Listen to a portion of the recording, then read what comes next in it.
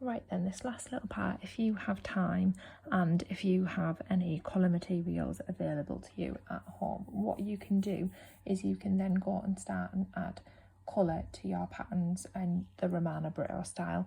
If you don't have colours and you still want to do this, you can go and do the big, thick, black, heavy outlines by drawing back in on top of your work and making some of the outlines bigger and thicker, and anything that you would have black, like the pupil here, you can go and shade that in darker.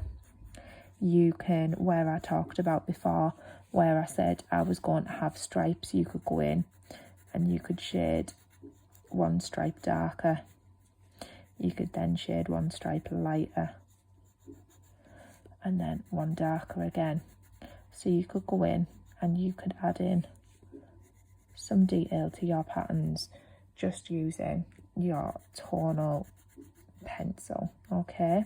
But if you do have colour at home, either whether that be colour pencils or felt tip pens or anything like that, then what you can do is you can start to add some really bright, bold, colourful sections in your work, okay? So I just so happen to have some of my fancy colour pens at home, so I'm just going to start colouring in some sections. So like, for example, because that's stripes, I'm going to do the same thing again as I've just done with my tonal pencil.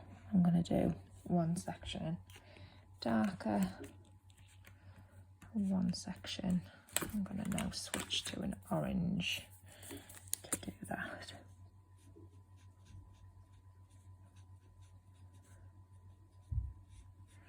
I could leave one half of my face white as Britto does, and then the only pink I've got is quite dark here, so it is going to look quite strong.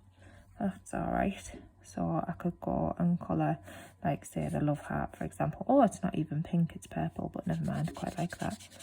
Colour one section in.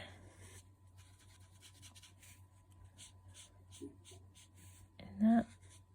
And then like the other side of the face, I could colour all of that section in pink now that I've got that love heart on the face in, well, it's purple, not pink, I've already said that, but never mind.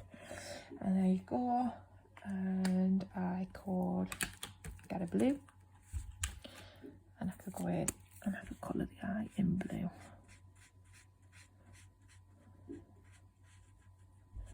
Like that.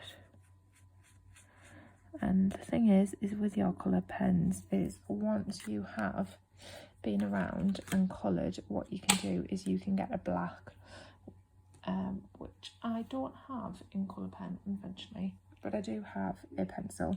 So you can get your black if you have one, and you can go around and you can outline the sections in big bold black outlines, because we know he was inspired by pop art, and that's what all the pop artists did.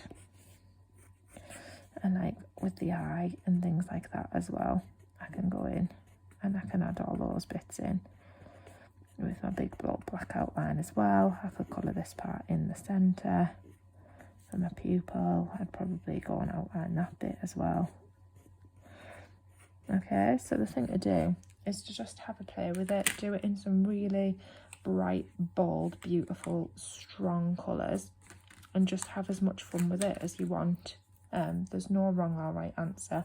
It doesn't necessarily have to go in your sketchbook, so there's no saying, right, well, you got it right and you got it wrong. It doesn't really work like that. Okay, so just have a lot of fun, go and play and enjoy the process. Off you go.